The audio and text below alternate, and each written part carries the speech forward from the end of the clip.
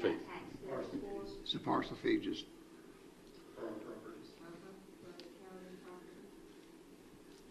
Just giving the authorization to pay them before the November 30th due date. You owe $35 for each parcel. we're just transferring that money to the city. They have an account for the 911, is that right? Is that what, I just don't Well, understand. I'm actually paying the property tax bill. I'm gonna pay sheriff's office and I'm gonna pay the city of Paducah just like everybody else has to. It's just me paying our bills. Oh, okay. I understand now.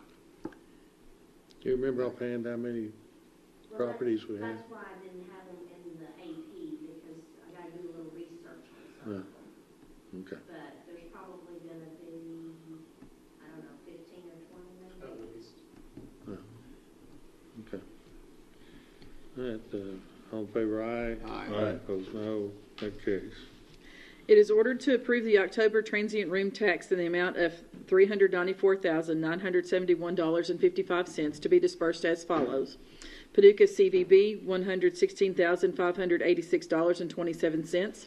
Convention Center, $78,784.74. Sports Tourism Commission, $119,761.59. Escrow Fund, $79,838.95. So moved. Second. Discussion? All in favor, aye. Aye. Opposed, no. That carries. Ordinance, first reading, Commonwealth of Kentucky, McCracken County Fiscal Court, ordinance number 2024-17, an ordinance amending McCracken County ordinance number 2007-16 by detailing the enforcement mechanism for its existing criminal penalties provisions. Summary, the actions effectuated in the present ordinance operate to amend McCracken County Ordinance 2007-16 by authorizing McCracken County Code Enforcement officers to investigate into alleged criminal violations of the occupational license tax and issue criminal complaints for criminal violations thereof. Additionally, it subjects code enforcement officers to the confidentiality provisions of the ordinance during and after their enforcement participation. Certification. It is hereby certified by the McCracken County Fiscal Court that the present summary represents an accurate official statement of the main points of and contents of ordinance number 2024-17.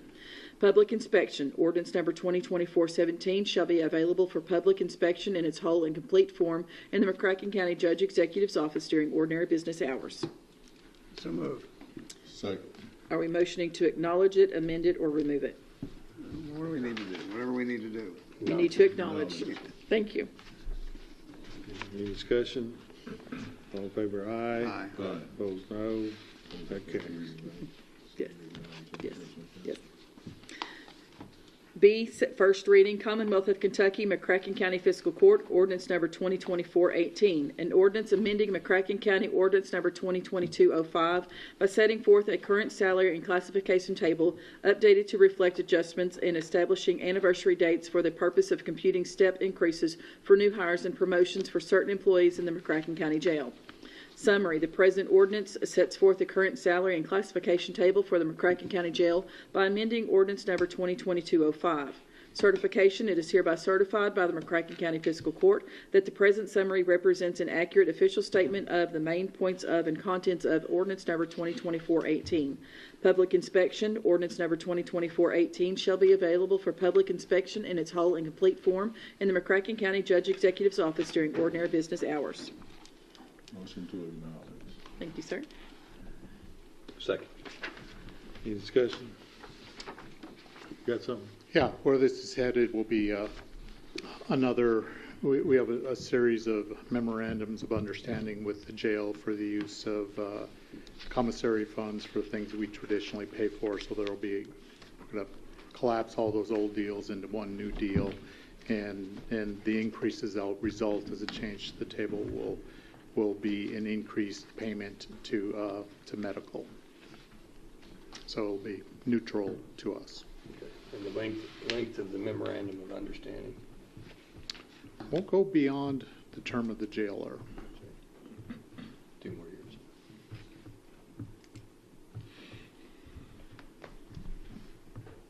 Anything else? What would happen, God forbid, if the commissary funds go away? the raises would have to go away because they're actually funding them. I don't think there's really any serious threat of that at this There's time. occasional discussion in Frankfurt of the legislature taking that away. I mean, I don't think they do that, but who knows? I've been hearing that for 25 years. That's a little bit unsettling.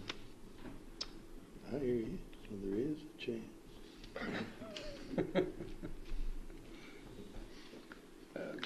How, Jailer, I see you're here. I mean, it doesn't seem as if we're hiring and new people as often as we were. So we must be having some positive impact on the labor Our force. intention is to do it much better than it was 4 years ago. But you think these adjustments are necessary to keep that in play? Just to keep up, yes, sir. I mean, the new Amazon charges $19.50 an hour. They don't leave us go to a jail, they leave us for more money than wherever it's So this will take your starting salary to 18. What I heard you just say, but nobody else did, is that Amazon starting at 19. Amazon, the company we're not supposed to talk about, is starting at 19.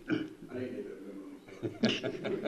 Well, they went public on October 1st, so everybody knows now. Yeah, we can talk about them now. Yeah, I think we're safe. They're operating. But, so you're a dollar under their entry is what you're saying.